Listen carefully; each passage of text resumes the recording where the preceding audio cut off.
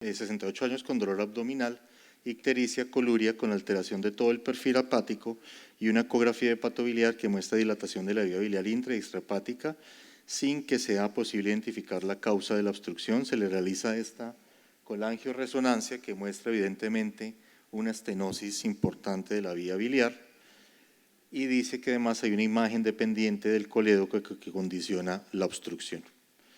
Lo llevamos a CEPRE. Esta es la imagen de CEPRE.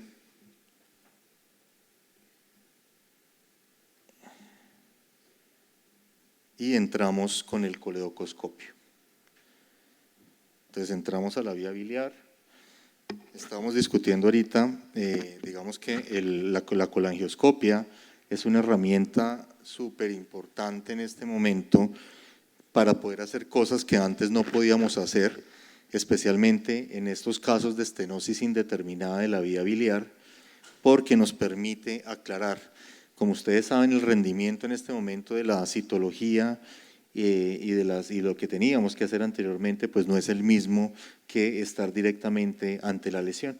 Como ustedes ven, tenemos una lesión a nivel del colédoco, una lesión muy importante que incluso no nos permite el paso del colangioscopio. Recuerden que el colangioscopio tiene 3.5 milímetros y esta es una lesión friable, hipervascularizada, que si le aplicáramos todos los criterios de Mendoza en este momento, pues casi que ópticamente diríamos de entrada que es una lesión maligna. Entonces tomamos la biopsia. Recordemos que en este momento debemos tomar más o menos entre 3 a 5 biopsias, sobre todo con las nuevas pinzas que existen, que son más fenestradas y nos permiten tomar una mejor muestra, teniendo en cuenta que las mejores muestras son de 1 milímetro cada una. Entonces aquí tomamos las muestras y la biopsia nos reporta un compromiso por un adenocarcinoma de patrón biliar moderadamente diferenciado, ulcerado, sin invasión. Entonces, digamos que aquí hubo muy buena correlación. ¿Qué? Doctor Manuel Moros, ¿tiene algún comentario acerca del tema?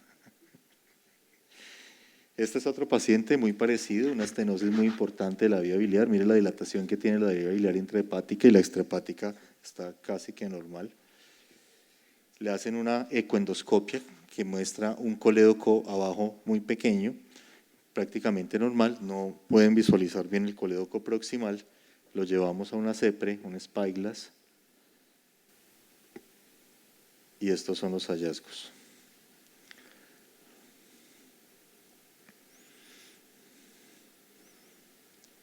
Entramos y nos encontramos también con esta lesión. Igualmente una lesión ulcerada, friable, irregular.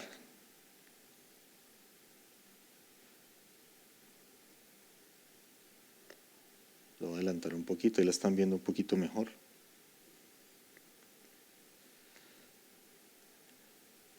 Entré a tomar biopsias.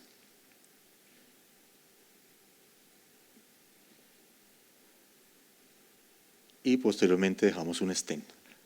Si ustedes en alguna parte vieron, era una luz puntiforme que tampoco permitía el paso del colangioscopio. Ahí ustedes la ven en la parte de arriba la luz, no tiene 1 milímetro. Una de las indicaciones también para esto es el avance de las guías guiadas por colangioscopia. El doctor Manuel sigue incrédulo todavía con la colangioscopia. Y las biopsias reportaron una representación de glándulas con atipias, las cuales son altamente sugestivas de corresponder a un carcinoma de patrón biliar moderadamente diferenciado. Bueno, esta es una paciente joven de 35 años que le hicimos, un compañero le hizo una papilectomía endoscópica y le dejó una prótesis en el páncreas. La señora fue un mes después a que le quitaron la prótesis, no encontraron la prótesis y pues pensaron que se le había salido, pues era una prótesis de páncreas corta. Posteriormente la paciente llega con dolor, se le hace una radiografía y se encuentra que la prótesis se había migrado a la cola del hacia el cuerpo del páncreas.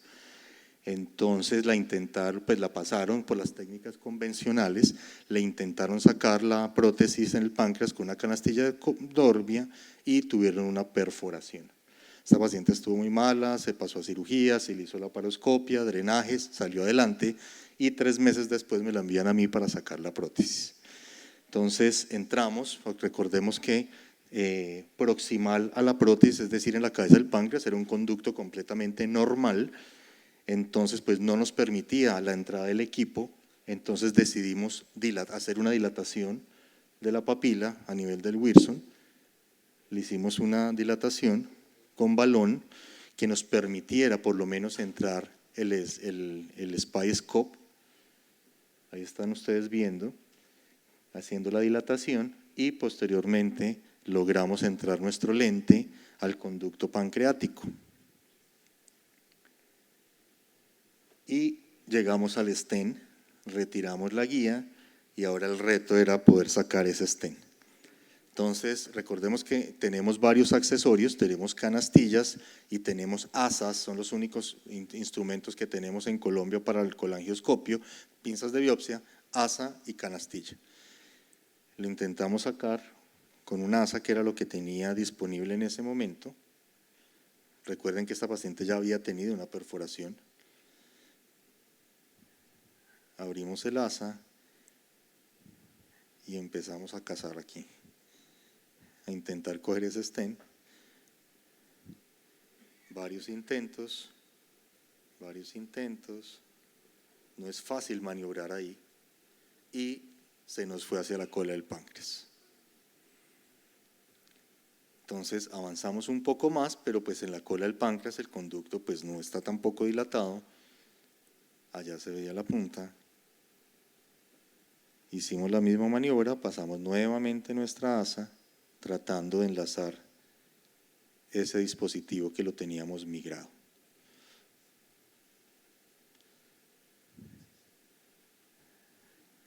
Y se nos iba cada vez más. Ahí está, y ven ustedes que está completamente en la cola del páncreas. Y de ahí no nos dejaba pasar prácticamente desde ustedes están viendo.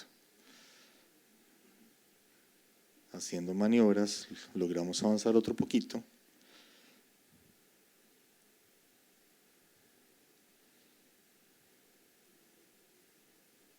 Pasamos nuevamente nuestra asa y prácticamente a ciegas la estábamos pasando, casi que guiándome por la visión fluoroscópica. Allá se alcanza a medio ver el stent.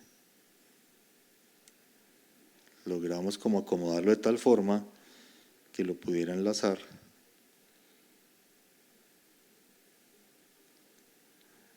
Hasta que lo logramos parcialmente. Otra vez se soltó. Esto es de paciencia, definitivamente, es de hacerle. ¿Cómo? Tolerancia a la frustración, sí. Realmente a veces en pancreatoscopia sobre todo tiene que tener mucha tolerancia a la frustración, no es fácil. Ahí lo logré enlazar y lo logramos sacar.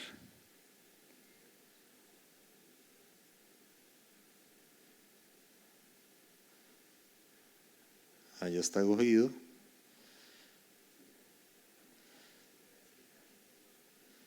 Nos tocaba cogerlo un poco más de la punta porque nos quedó muy hacia el cuerpo del stent y se enredaba con el tejido. Ahí ya lo estamos sacando. Estamos en el duodeno. Y aquí le colocamos un nuevo stent porque después de esa manipulación dentro del páncreas no la podíamos dejar sin stent. Posteriormente a la semana pues le quité ese stent y todo le fue muy bien.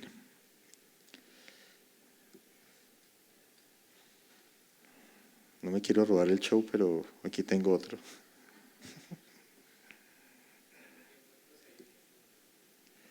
Como 1 hora, más o menos, dándole allá a la manipulación del páncreas, sí.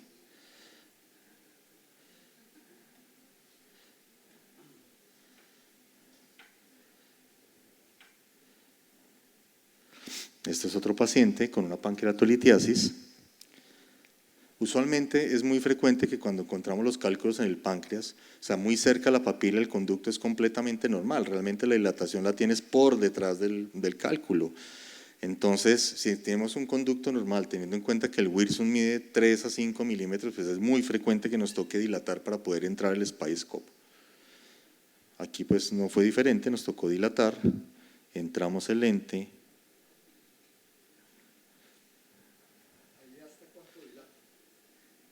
Depende del tamaño de atrás del ducto, pero usualmente 6 milímetros máximo, ¿sí? O sea, que me permita entrar el lente que mide 3.5, ¿no? Ahí encontramos el cálculo. No es, a veces, como la maniobrabilidad dentro del Wilson es mucho menos, pues es más difícil posicionarse frente al cálculo para poder romperlo. Entonces, digamos que a veces toca irlo rompiendo periféricamente y no en el centro, como usualmente lo hacemos en los cálculos biliares, sino periféricamente hasta que lo vamos rompiendo progresivamente. Ahí estamos seguramente avanzando nuestra sonda de Autolit para hacerle litotripsia electrohidráulica. Y este ya es la imagen final, allá se ven los rastros de donde estaba el cálculo ya después de haber limpiado un poco.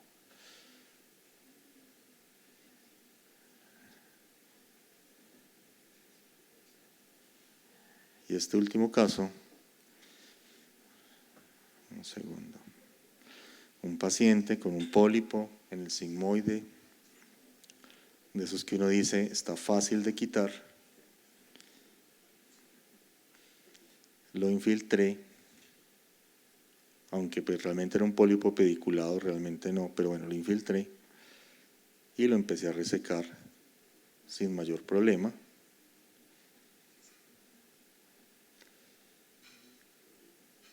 Hicimos la resección, cortamos con el asa y empezó nuestro calvario. Empezó a sangrar en forma y pues obviamente hay que definir cuál era la mejor opción. Normalmente, pues digamos que para uno poderse meter una polipectomía tiene que también tener listo qué va a usar en caso de una complicación. No se puede meter uno a hacer un procedimiento, polipectomía, mucosectomía, ISD, lo que sea, si uno no tiene cómo resolver la complicación. Entonces, en este caso, como ustedes ven, empezó a chorro y ahí podíamos elegir varias cosas. Uno, tenía un pedículo muy pequeño, que era el remanente del pedículo. Podríamos entrar, por ejemplo, con un ligador y poner una banda, podría ser una opción. Teníamos a la mano los clips, pusimos clip,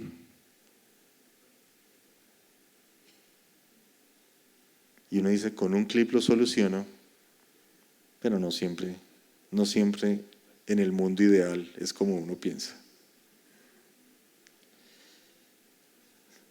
Lavamos y seguía sangrando, seguía sangrando.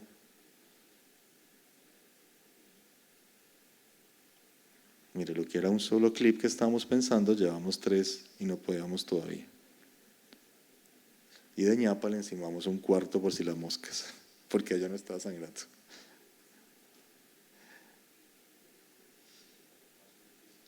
Sí, seguramente tenía el vaso de nutrición muy fuerte.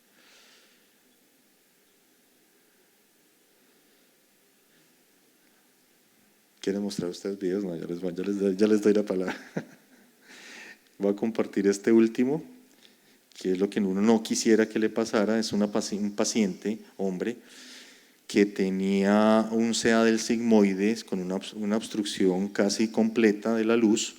Lo llevaron a cirugía, a hacerle una colostomía y encontraron infiltración de los mesos, entonces no pudieron abocar el colon, entonces me pidieron el favor a ver si le podíamos colocar un stent, un paciente que ya estaba muy complicado.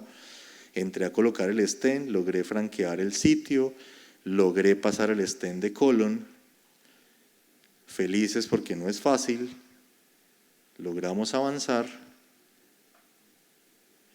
lo empezamos a liberar y ya van a ver ustedes. Ahí lo liberamos, todo hasta ahí iba perfectamente en orden, ¿sí?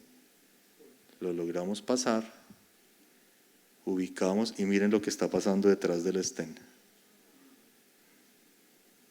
Terminé haciendo una laparoscopia con el colonoscopio. Ahí pues ya tenía el stent ahí liberado, pues lo terminé de acomodar, regresé.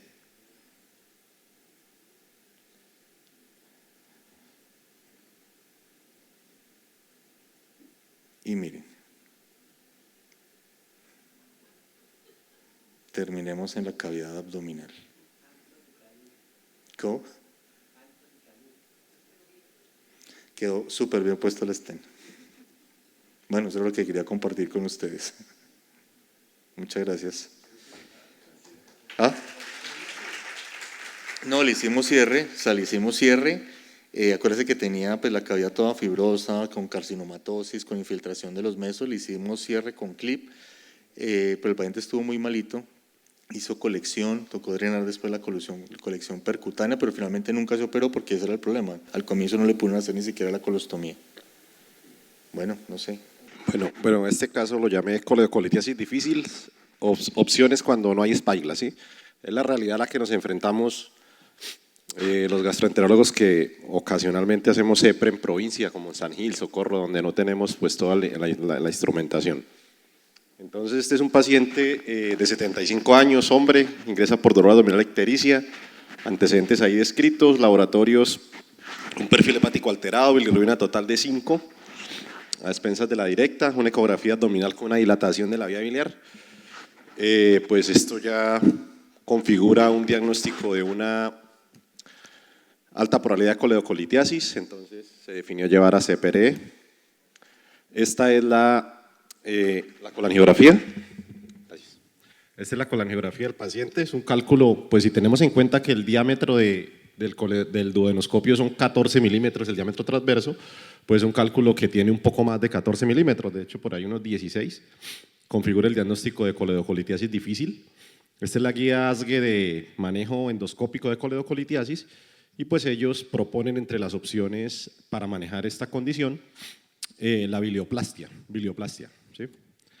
Entonces,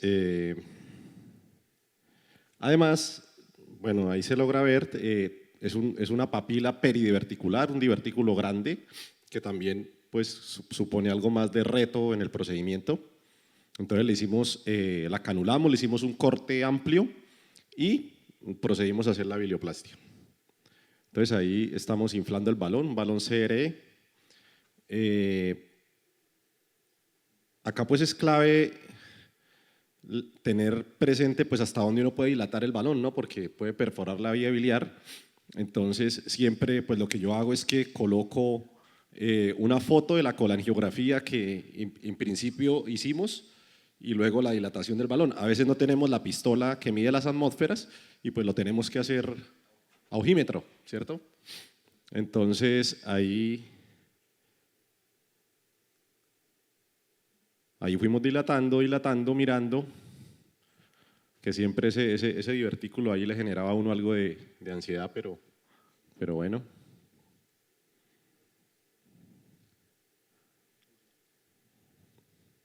Ahí lo dilatamos hasta 15 milímetros, 15, 16 milímetros. El tiempo que lo dejamos ahí haciendo como tal el efecto de aumento ahí de la presión radial es lo que dura un vallenato, más o menos 2-3 minuticos.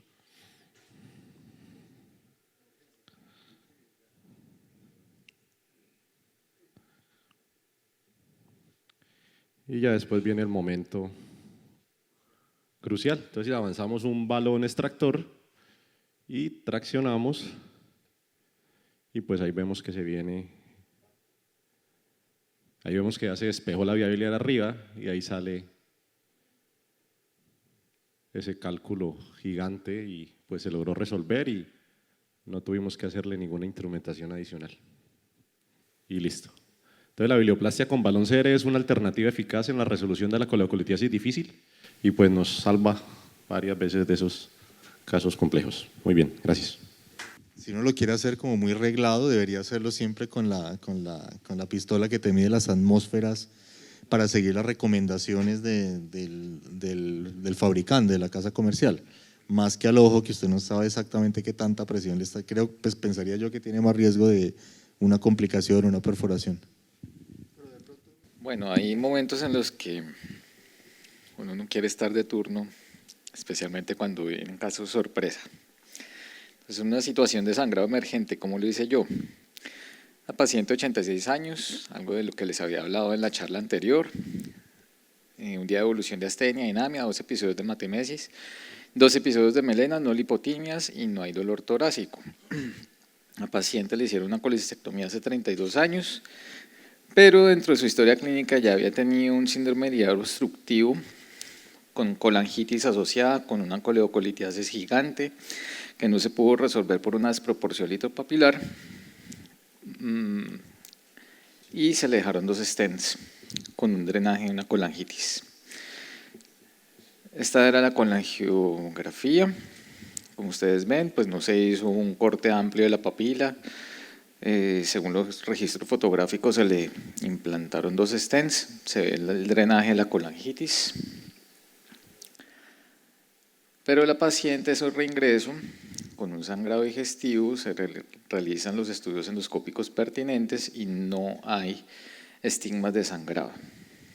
Diagnóstico, al revisar la historia, gastropatía eritematosa-central, una vulvoadenitis, unos cambios por una papilotomía previa sin estigmas de sangrado.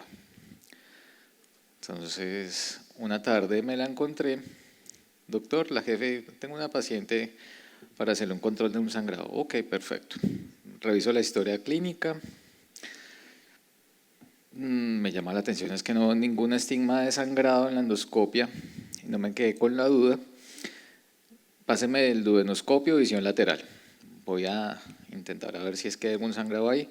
Incluso pues traté de manipular la papila y no se encontró sangrado. Pero en la colonoscopia me encontré los 2 stents y algunos estigmas de sangrado en los divertículos antiguos, pero nada activo. La paciente en el día 1 tuvo una hemoglobina de ingreso de 10, descendió gradualmente, al día 3 presentó un único episodio de melenas. Tiene ya para en ese momento 2 endoscopias y 2 colonoscopias sin ningún estigma de sangrado activo, por lo cual se le ordenó una videocápsula. Pero, entonces en el día 4, pues estaba normal, melenas, hematemesis al día 5, o sorpresa, tensión de 60-30 con una acidosis metabólica, hiperlactatemia, ingresa a la UCI, realiza un nuevo llamado en la UCI para hacer estudios endoscópicos a las 11:30 y asistimos al llamado. La paciente ya estaba intubada con deterioro neurológico, se activó el protocolo de transfusión masiva y, oh sorpresa, endoscopia con un hallazgo de un sangrado activo proveniente de la papila. Y bueno, este es el video. Menos mal me había ya conocido a la paciente. Yo dije, no, otra vez duodenoscopio. Y tenemos una hemobilia. Y la paciente con deterioro de su estado hemodinámico. Bueno, aquí no se alcanza a escuchar, pero pues nada, pues pasemos a la paciente a salas de cirugía. Doctor, la paciente no es transportable, estamos en protocolo de transfusión masiva, pero ¿cómo así? O sea, quiero pasarle un stent, quiero tratar de controlar el sangrado con algo, ya sabemos que es proveniente de la papila, no tengo ni idea qué tiene, pero pues la paciente no es transportable, nada que hacer. Entonces, en un intento desesperado, la idea fue controlar el sangrado con un stent autoexpandible, con un sangrado activo, y me dispongo a hacer una CEPRE sin equipo de fluoroscopia ni arco-NC. La idea mía, pues, intentar de colocar algún dispositivo para drenar la vía biliar, pero también para que la paciente haga control vascular con un dispositivo en la vía biliar. Entonces, como no se puede transportar, por lo menos asegurar la posición de la guía en la vía biliar, entonces le solicité al equipo de radiología fluoroscopia que por lo menos nos hicieran 2 placas de abdomen solamente para asegurar la posición de la guía. Y pues bueno, esa es la primera placa. Además que también la paciente tenía un neumotórax después de haberle pasado, ahí se alcanza a ver, después de haberle pasado el central. Y finalmente, a ciegas se le realiza la inserción del stent. La paciente pues se logra el control parcial de sangrado, pero por la sospecha de una fístula bilioportal se procede al traslado a hemodinamia después de haber terminado el protocolo de transfusión masiva y por lo menos lograr algo de estabilidad hemodinámica. Y esta es la imagen. El paciente se realiza una angiografía y se observa un aneurisma de la arteria hepática derecha en el segmento 6.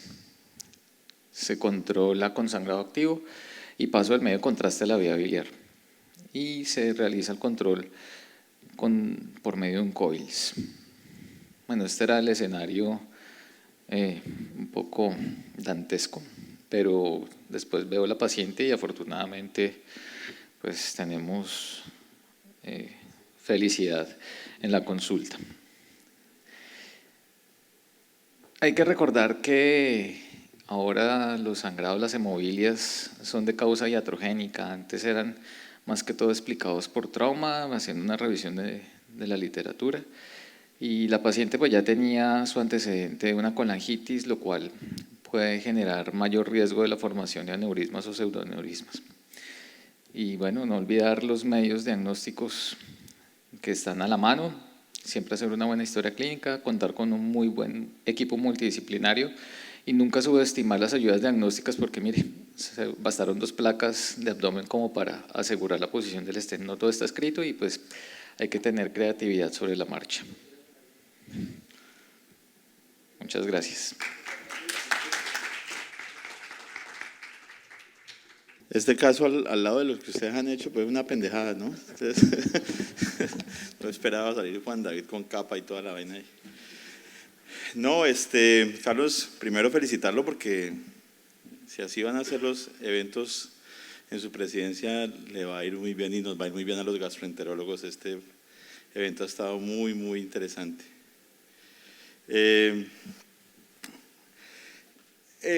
Voy a hablar algo de varices y mostrar un casito adicional que tengo, sobre todo varices fúngicas, que son las que de pronto tienen algo de diferente en el manejo.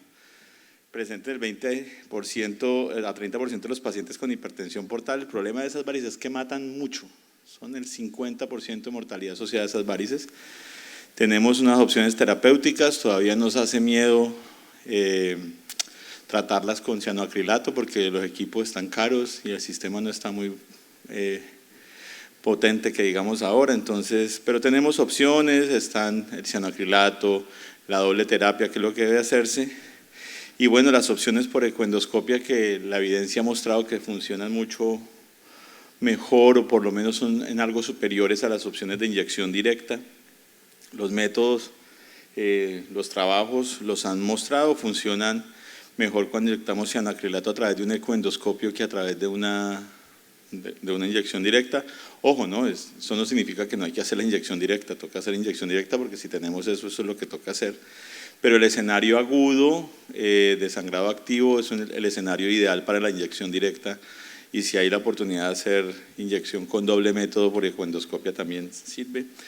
El doctor Bill Moller, que pues ustedes saben que solo faltó que inventara el endoscopio, el doctor Bill Moller pues trabajó mucho en la ecoendoscopia y hizo los primeros casos de esto y él dice que es mejor hacerlo por ecoendoscopia porque en el proceso de punción el equipo permanece en el esófago y eso le da más estabilidad. Básicamente no estaríamos en rueda libre tratando de pegarle a un vaso, sino que estaríamos a través de estructuras fijas. El campo de visión no se ve afectado por el contenido del fondo gástrico. El pilar diafragmático es resistente y puede ayudar a la localización de la varice y no daña la mucosa, como decíamos. Entonces, pues otros metaanálisis han mostrado que funcionan. Son superiores haciendo doble terapia, inyectando coil, inyectando la sustancia, y disminuye los costos. No diría que es más caro, pero termina disminuyendo los costos finales los pacientes que tienen inyección de coils más cianoacrilato que los que tienen solo coils. ¿Cómo lo hago yo? ¿Cuál es el paso a paso? Y en esto es para mí lo más importante, la preparación de todo, ¿no? Yo estos pacientes los hago en salas de cirugía, los hago intubados. Hay que alistar los coils. Yo utilizo los coils de Boston, son los con los que tengo experiencia, se llaman Interlock, son los que utilizan para las demás terapias. Lo bueno de esos coils es que usted le dice a la persona de Boston que lo asesora, que usualmente debe ser la persona de vascular de Boston, tráigame coils, y le trae 50 variedades.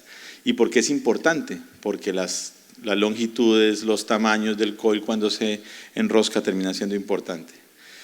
La aguja de FNA no es la aguja de biopsia, la aguja de FNA, que es la que corta mejor.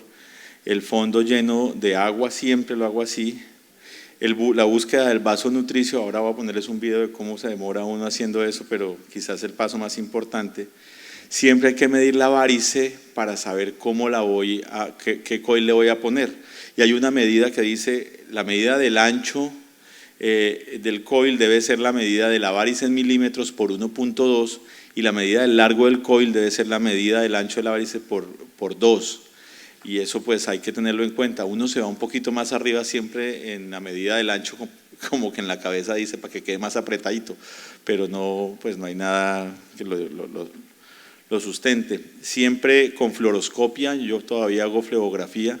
La flebografía con medio sin diluir, para el que quiera hacerla para que se vea mejor, y la inyección de cianoacrilato no la acompaño de lipiodol ni nada adicional, la hago directa y la paso con solución, y nos va muy bien. Y creo que ese es el otro tema, hay que aprender a perderle el miedo a pasar el cianoacrilato, porque da mucho culillo, pero por el equipo, ¿no? Por el equipo da susto. Y acompáñese siempre de alguien que sepa liberar los coils, por lo menos estos, porque hay que ajustarlos a la aguja, hay que pasarlos a través de la aguja, y eso tiene su trueque ahí inicialmente. Y un tip que utilizan es que le quitan la punta al coil para que pase mucho más fácil, porque siempre se enreda un poquito, hace fricción. Y por favor que sean agujas nuevas, no agujas reesterilizadas, ya pasó, no haga caras que ya pasó. Entonces, agujas nuevas siempre. No, pero te voy a decir por qué. Una aguja de la marca Cook se vence de 19 y se les ocurrió reesterilizarla, y la norma dice, esa aguja está bien porque nunca se ha usado, no se ha usado, pero como se vence, reesterilícela y empáquela, que eso empieza otra vez una nueva vida. Pues cuando reesteriliza una vaina que es un metal, pues se oxida y termina siendo muy difícil, pero Dios es grande y cuida a sus tonticos, entonces nos fue bien ahí. Estas son las cosas que utilizo, el ecoendoscopio lineal. La aguja que utilizo también es la aguja SPEC de Boston, pero puede ser cualquier aguja. Estos son los coil que tienen los de Boston tienen una cosa adicional, ellos tienen como una pelusa que los enreda, y teóricamente eso genera más agregación de trombina y más proceso de coagulación. Varias jeringas prellenadas con solución, porque el proceso debe ser, usted ubica la varice, succiona, comprueba que está, después debe lavarla, y usted no puede andar, páseme una jeringa, muchas jeringas, unas 6 por lo menos jeringas prellenadas de solución salina, más las jeringas que tienen el medio de contraste y el lisoacril. Bueno, este es el video finalmente. Voy a parar si se requiere. Acá estoy haciendo el primer paso, ustedes ven una varice fúndica grande. Lleno el fondo, siempre lo lleno como les mencionaba, y acá estamos haciendo la medición, ¿sí se alcanza a ver bien? La medición, la ubicación de la varice, el fondo se ve, le pongo evidentemente el Doppler para evaluarlo, hacemos la punción en este punto. Miren que la punción debe ser una punción firme y segura, y eso solo se logra a través del esófago. Y cuando hacemos esa punción empezamos la liberación del coil. Se pasa, son pasos que tienen que estar absolutamente coordinados y el coil empieza a llenar toda la varice. Al llenar la varice, pues usted puede quedar contento. Los primeros casos los hacíamos así y termina entrando, aquí ven la fluoroscopia como termina entrando el coil, y después de eso echamos el cianoacrilato y pasa que en el caso que mostramos produce de una vez una sombra acústica y usted dice, bueno, y tiene más lógica, si pongo solo el coil, pues me genera un coágulo, pero si le pongo además el cemento, pues sobre una estructura tiene una lógica que nos parece interesante. Bueno, espéreme, paso al siguiente. Este es como un ejemplo de que hay que hacer. Probé hace poco el ecoendoscopio de Sonoscape, me lo llevan a probar. El lineal, súper. El radial, no súper. El radial de verdad no trabaja, no tiene buen grip. Para los que les gusta la eco, da muy buena imagen. El otro tema es la consola grande porque es la misma plataforma de Pentax, pero pues con otro ecógrafo, pero tiene muchas cosas. O sea, definitivamente si usted le pega a un endoscopio que hace ecoendoscopia un módulo de ecografía realmente, pues puede sacarle mucho más jugo, pero trasladarlo, moverse con eso se vuelve un problema serio. Entonces, la ubicación del vaso nutricio es importante. ¿Por qué? Porque usted de nada saca hacer ecoendoscopia para ponerle un coil a la varice que está viendo de frente. ¿Sí? No tiene ninguna idea. Puede que funcione si eso es lo que está sangrando, sí, pero si no, lo que necesita usted es colapsar esa varice desde el inicio. Entonces, bueno, este videito que lo saqué de ahí, ahí graba también el ecoendoscopio, eso no es que él solito graba. Entonces, acá me parece interesante poderles mostrar cómo esos vasos, acá va apareciendo el vaso que lo nutre. Este es el paso más importante para mi gusto, es el paso en el que toca gastarse más tiempo, pero si se dan cuenta, la única forma de que ustedes puedan tener el vaso, los vasos visibles del fondo, es llenando ese fondo de agua. O sea, y ahí empieza a aparecer el vaso nutricio. Uno lo busca con movimientos que le permitan identificarlo y ahí es donde aparece, después lo ubica y apareció el vaso nutricio. Y pues toca gastarse un tiempito porque toca mirar cuál es verdaderamente la vena que termina llegando allá. Este es uno que hicimos homemade, este es sin el aparatico, nos tocó así a lo iPhone. Pero también es un casito. Este es el punto donde vemos la varice, el vaso que habíamos ubicado. Acá está la aguja saliendo, todo igualmente con preparación, por favor siempre ténganlo en cuenta. Acá entramos, puncionamos, la punción acá tiene que ser siempre seca. Mire, acá está la persona más importante del procedimiento. En el caso mío se llama Milena, ¿sí? Es la persona que no se mueve de tener el endoscopio fijo, porque eso sí se necesita. Esa es la enfermera que conmigo más ha hecho ecoendoscopia, pues fuera de Floramelia, que es la que siempre ha hecho con nosotros, pero en otras instituciones es la que más ha hecho. Y ella, como decía en 100 años de soledad, Aureliano II y Petra Cote, solamente faltaba mirarnos a los ojos para saber qué tocaba hacer. Entonces, en este caso, ustedes se dan cuenta, acá estamos probando, después de probar la salida de la sangre, la otra asistente es la famosísima Laura de Boston, que nos ayuda a hacer los intercambios y las flebografías, y vemos cómo empieza a entrar medio de contraste. Eso que estamos viendo ahí es medio de contraste haciendo la flebografía. Antes de eso lo pruebo con líquido. Acá estamos haciendo la flebografía, entenderán que se ve bastante regularcito ahí, y empieza el paso del coil con personas que lo sepan hacer, y es acá donde empieza la liberación. Este pedazo es bonito, empieza la liberación del coil. Este se enrolló perfecto y él aparece dentro del vaso ocluyendo. Después de eso tenemos un flujo ahí, le ponemos el cianoacrilato y después de ponerlo el cianoacrilato se ve un poquito de sombra, pero ya desaparece el flujo. Siempre hay que comprobarlo y hay que esperarlo un poco porque ahí se ve ya la sombra que va apareciendo. Es un Olympus más viejito. Entonces este es el caso que tenía para mostrarles de este tema. Y quería, doctor González, si me deja presentarles un caso de otra cosa que hacemos por ECO, que es una necrosectomía con drenaje que hemos hecho ya algunos casos a través de ecoendoscopia. Este es un paciente que estaba realmente muy mal en una unidad de cuidado intensivo de tipo ECMO, de cuidado y soporte, una evaluación del acceso, acordarse que esa pared debe tener 1 centímetro, que ha medido un poquito más, pero no sabe que tiene esa distancia como para hacerlo. Después hacemos la punción con el Axio, ustedes ven cómo entran, acuérdense, es una punción seca, es como tener un cuchillo caliente en una taza de mantequilla. Se hace la ligera retracción de la copa y hacemos la fase endoscópica de liberación dentro del endoscopio. Hoy no tenemos problema en hacer esto porque finalmente terminamos liberándolo fácilmente. Lo retiramos, en este caso, pues el stent que se colocó es un stent de 15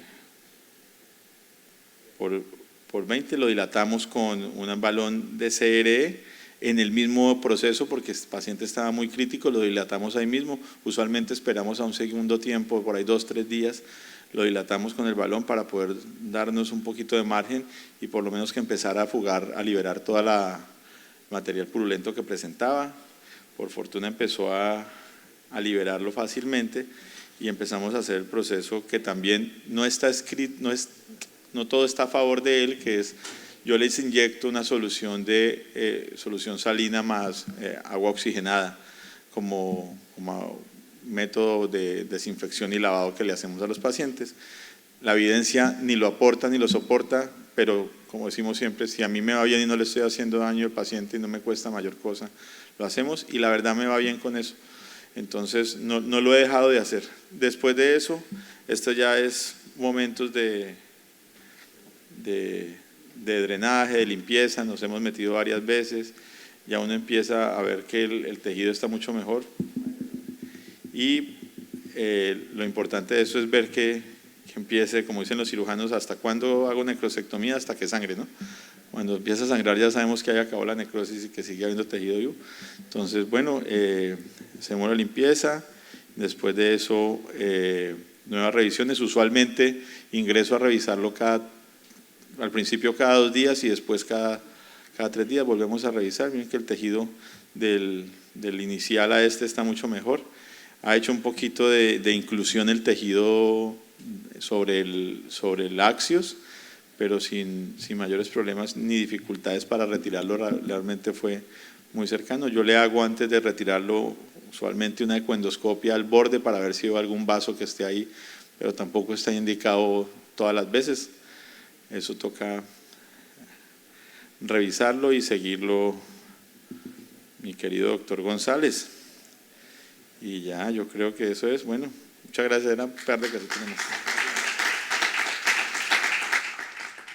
Algunos colegas se quisieron vincular con esta sesión de videos, no pudieron asistir por motivos de fuerza mayor, pero enviaron sus videos. Entonces uno de ellos es enviado por el doctor Dídimo Bolívar, él es cirujano de la Universidad del Rosario, gastroenterólogo clínico quirúrgico de la Universidad de Caldas y nos quiere compartir un caso de un paraganglioma duodenal resecado. Bueno, los datos clínicos son los que aparecen aquí. Una señora de 61 años de edad con un cuadro de dolor abdominal crónico. La tomografía evidencia inicialmente una dilatación de la vía biliar, sospechan una lesión ampular, la resonancia evidenciaba algo similar de 13 por 12 milímetros. Le hicieron el ultrasonido endoscópico y posteriormente cuando van a hacer el tratamiento, bueno, en la eco radial muestra una lesión ampular de 12 por 14 milímetros y dilatación del ducto pancreático y del ducto biliar y la refirieron al servicio del doctor con sospecha de una lesión ampular. No sé si ahí corre.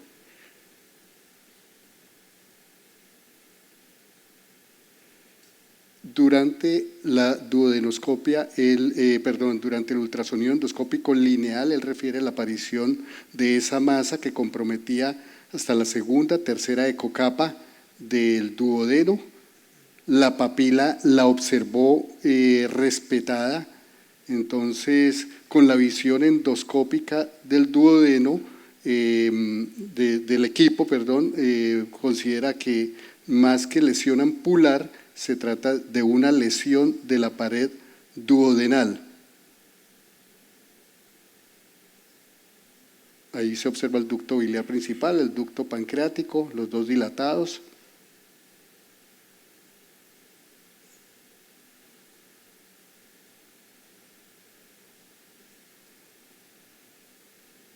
Y la lesión evidente de capas superficiales, compromiso de capas superficiales. La visión endoscópica de la que hablábamos.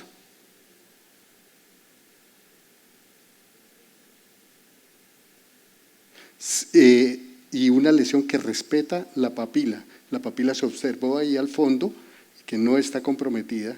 Es una lesión yuxta papilar, pero no con compromiso de la papila. Deciden realizar resección endoscópica de la lesión, teniendo en cuenta que comprometía máximo hasta la tercera ecocapa, considerando que era una lesión subepitelial, con compromiso hasta la submucosa y cierre con clips, con una evolución satisfactoria. No sé si hay alguna… bueno, finalmente el diagnóstico histológico de paraganglioma gangliocítico duodenal grado 2 de 15 por 13 milímetros que comprometía hasta la submucosa, sin compromiso linfovascular, con márgenes de sección negativos y con esos marcadores tumorales, y un KI 67 de 3 a 5%. Bueno, dentro de la revisión que ellos envían, hablan de que los tumores, neuroendocrinos del duodeno constituyen hasta un 1 a 3% de los tumores duodenales primarios y hasta un 11% de los tumores neuroendocrinos del intestino delgado, 5 al 8% de todos los tumores neuroendocrinos a nivel gastrointestinal, con una prevalencia de datos de Inglaterra de 0.04 en 100.000 y en Japón 0.17 por cada 100.000 habitantes, y similar a lo que hablábamos esta mañana de los tumores de ampolla, pues es ligeramente más común en hombres que en mujeres. El 80% de estos tumores ocurren entre la primera o segunda porción del duodeno, son tumores proximales, generalmente detectados en forma incidental por endoscopia, son solitarios, son pequeños, son menores de 2 centímetros y la mayoría son superficiales, con metástasis principalmente a ganglios linfáticos hasta en 2/3 partes y al hígado en una muy pequeña proporción, menor del 10%, con buena tasa de supervivencia 5 años en el caso de los bien diferenciados de duodeno, que llega hasta el 85% de los casos. Diferentes subtipos, el principal, el gastrinoma duodenal, los dos primeros son de tipo funcional, productores de somatostatina, los no funcionales y los carcinomas neuroendocrinos poco diferenciados, y fíjense que de los más raros son los paragangliomas gangliocíticos, que fue el caso que se presenta. Siguiente. Bueno, parece un tumor submucoso, el color puede ser similar, puede hacerlo semejar inclusive hasta un lipoma. El tratamiento se puede realizar por vía endoscópica cuando son menores de 2 centímetros, cuando no comprometen la papila. En casos mayores a 2 centímetros debe darse tratamiento quirúrgico o en algunos casos tratamientos complementarios diferentes, y más si se llega a documentar metástasis. Siguiente. Los mensajes finales. Los tumores neuroendocrinos a nivel duodenal se deben tener en cuenta. Siempre que se realice un estudio endoscópico hay que tener la sospecha diagnóstica. La eco ayuda a identificar estas lesiones infradiagnosticadas por imágenes o con diagnósticos que hacen sospechar otras lesiones más frecuentes.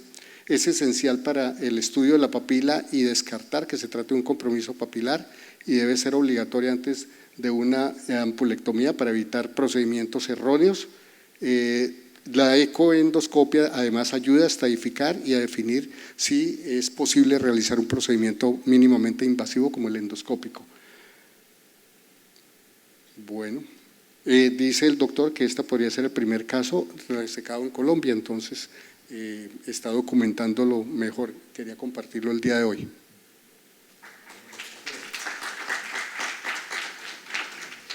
No sé si haya otro video. El segundo, obviémoslo, y sería el tercero. Doctor Moros. Había otro video enviado por el doctor Harold Botero, no. Uno que dice diverticulotomía de Senker. Él no envió resumen, pero pues quiero presentarlo porque hizo el esfuerzo de colaborarnos, de enviar el video, entonces para demostrar de un caso de una cirugía endoscópica de divertículo de Senker.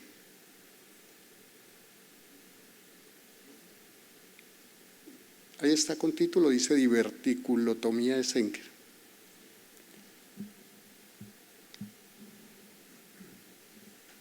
El doctor Harold Botero es cirujano endoscopista, trabaja en la ciudad de Cali, es miembro de la Asociación Colombiana de Endoscopia Digestiva.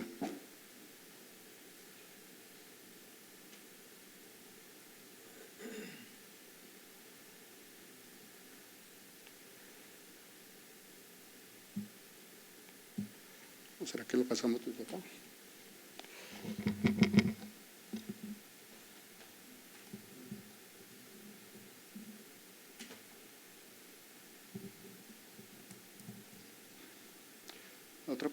La otra posibilidad es pasarlo desde acá, ok.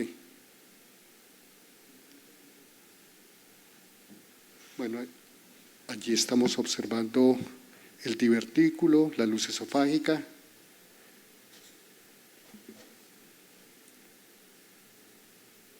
El paso del dispositivo para realizar la diverticulectomía.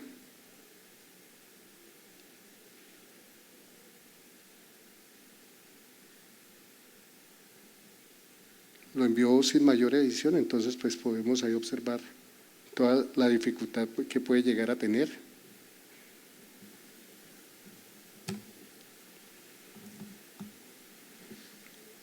Hasta ahí sangrado mínimo. La sonda que guía la luz esofágica, utilizando el CAP transparente. Él comenta pues que la evolución fue satisfactoria de esta paciente. Un paciente adulto mayor, 76 años de edad.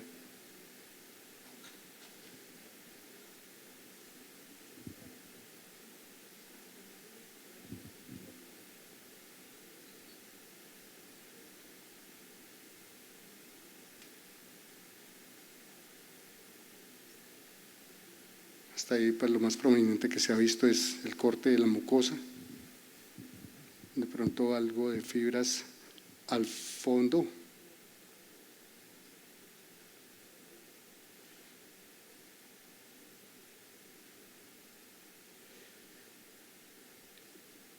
Y ya se empieza a ver como el límite hasta el cual debe llegar en la parte superior, donde se observa la sonda yendo hacia la luz esofágica.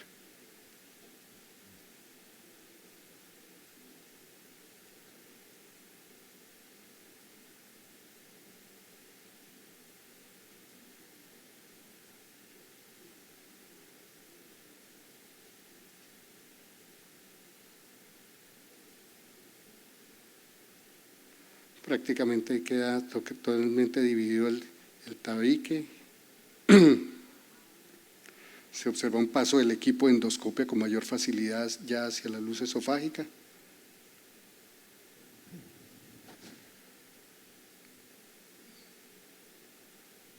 ya pues aquí en el auditorio hay personas con mucha experiencia en este tipo de procedimiento que de pronto nos pueden aportar algunos tips o algo que se pueda tener en cuenta para un manejo seguro de este tipo de pacientes por vía endoscópica.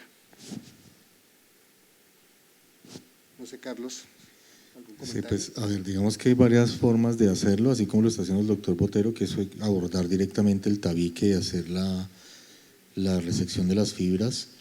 Hay en algunos sitios que antes usaban un diverticulótomo y pues eso también permitía como separar la luz esofágica de la luz del divertículo. Y hoy en día pues ya digamos que hemos avanzado un poquito a lo que está descrito como el Z-Poem, ¿sí? Que es, digamos que la técnica es muy parecida a todo lo que es la miotomía, que fue descrita por el doctor Inoue, y lo que hace uno es en la base del tabique infiltrar, hacer pues eleva uno el tejido, hace una pequeña incisión en la mucosa sobre el tabique y diseca en forma subcutánea cortando las fibras. Digamos que la ventaja que yo le veo a esta técnica del Z-Poem es que uno está casi metido en la región submucosa, ¿sí? Aquí pues digamos que uno va también bajo visión directa cortando el músculo, pero hay un poquito más de trauma de la mucosa y esto pues a veces los pacientes tienen un poquito más de síntomas después del procedimiento. Digamos que con las dos técnicas les va muy bien. El Z-Poem es más en el sentido de limitar un poquito la incisión y de hacer un poco más mínimamente invasivo. Cuando uno está haciendo la disección en un Z-Poem, uno realmente, el límite es cuando casi que ve la grasa del mediastino, o sea, casi que cuando uno está ahí es el momento en el que uno para esa disección y simultáneamente pues uno empieza a mirar si está concordante con el fondo del divertículo. En ese momento uno para la disección y cierra la mucosa con 2 o 3 clips y usualmente a los pacientes les va muy bien. Ahí pues están viendo la técnica tradicional que ya obviamente después de haber expuesto las fibras más superficiales pues el mismo tejido se va exponiendo y le va indicando a uno como por dónde debe seguir. Siempre en esta técnica lo ideal es tener la sonda como ellos bien la pusieron ahí, la sonda nasogástrica para tener muy claro dónde está la luz esofágica. En la técnica del Z-Poem usualmente no usamos la sonda nasogástrica porque dificulta un poquito la maniobrabilidad de la disección. Sin embargo, a veces es necesario usarla, sobre todo cuando es muy limitado el espacio para pasar a la luz esofágica. El sangrado usualmente es mínimo, mire, ahí ya cortó la totalidad del músculo prácticamente. Ahí ya están llegando casi que al fondo del divertículo y está ya es como puliendo la sección de las fibras, exactamente.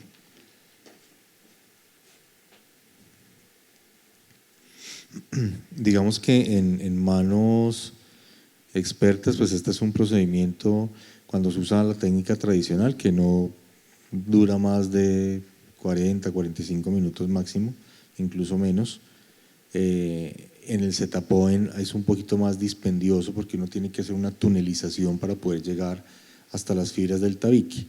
Entonces, digamos que hoy en día hay unas técnicas que son como un Z-Poem modificado y es de pronto sí hacer la disección submucosa, pero entrar directamente en el tabique sin hacer la tunelización.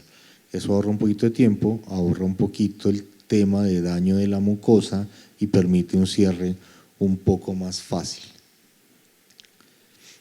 Realmente a mí me gusta más la técnica modificada que directamente la técnica del Z-Poem como tal.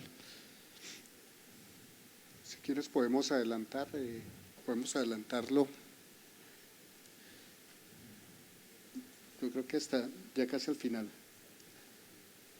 por cuestiones de tiempo, ¿no? Ya estamos. Sí, ya estamos sobre el tiempo, pero bueno, ahí vamos, está chévere.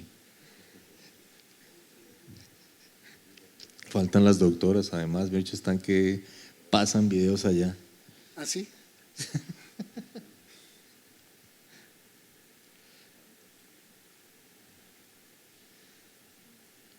Sí, quedan un par de fibras todavía, pero mira la disección como quedó, hizo una disección grande además. Grande. Era un divertículo grande y es una disección bien profunda. Complicaciones grandes, pues una perforación, el neumotórax, si uno no tiene la precaución, si uno se profundiza mucho puede romper la pleura y los pacientes terminan después en tuba tórax. Estos procedimientos sí o sí con CO2, o sea, sí o sí toca hacerlos con CO2, eso garantiza un poquito que así haya una perforación, que haya una complicación, sea muchísimo más fácil de manejar. Nosotros estos procedimientos no los hacemos si no tenemos CO2 ni los instrumentos completos. Bueno, continuando con los videos y haciendo una transición de lo que hemos visto hasta el momento, les voy a mostrar un video en el cual hacemos la aplicación de la endoscopia para la evaluación y la realización de los estudios fisiológicos y la motilidad gastrointestinal. El caso es de una paciente femenina de 26 años de edad, diagnóstico previo de gastroparesia documentada y extrainstitucionalmente había sido llevada a un GYN. La paciente es valorada nuevamente en la consulta, persiste con los síntomas, no había tenido respuesta al manejo prokinético y teniendo en cuenta los múltiples mecanismos fisiopatológicos de la gastroparesia, se decide ahondar en la evaluación para determinar qué otras opciones terapéuticas se podrían tener en cuenta en este contexto. Entonces, acá lo que vamos a empezar a ver es la realización de un endoflip, la evaluación con planimetría, con sonda intraluminal, que inicialmente fue descrita para la evaluación de trastornos motores a nivel esofágico, especialmente para descartar acalasia de obstrucción al tracto de salida, pero que también tiene aplicabilidad en otros esfínteres como en el esfínter pilórico y en el esfínter anal también está descrita. Entonces, lo que hacemos inicialmente es la evaluación endoscópica para descartar que no haya alguna alteración que nos impide llevar a cabo el estudio fisiológico y acá lo que empezamos a ver es que estamos haciendo se hizo el avance del catéter que tiene 16 sensores y confirmamos endoscópicamente la posición de este. A diferencia del endoflip esofágico en el cual hacemos el avance a ciegas del catéter de acuerdo a la medida que hemos tomado anteriormente cuando hacemos la revisión endoscópica inicial, para la evaluación del esfínter pilórico, con más frecuencia hay que apoyarnos con una pinza de cuerpo extraño para hacer el avance del extremo distal del catéter hacia duodeno y dejar adecuadamente posicionada los canales a nivel del píloro. Acá llama la atención la morfología del antro y el píloro, porque pues, se ve de aspecto cicatricial porque la paciente tenía el antecedente del GYN al cual había sido sometida previamente. Entonces acá lo que estamos haciendo es completar el avance hacia distal del extremo de la sonda del flip. No estamos haciendo intervención, pero lo interesante de mostrarlo es porque es innovación. En muy pocos lugares de Latinoamérica se hace. Nosotros hemos realizado 3 casos, yo he estado presente en 2 de los casos que se han llevado a cabo y incluso está descrito que se puede realizar la inyección de buscapina intravenosa durante la evaluación del flip luego de hacer todas las mediciones para determinar la posible respuesta que puedan llegar a tener los pacientes luego del GYN. En este caso no lo hicimos porque la paciente pues ya tenía el antecedente. Acá ya logramos posicionar adecuadamente el extremo distal y estamos haciendo el retiro de la pinza de cuerpo extraño que utilizamos.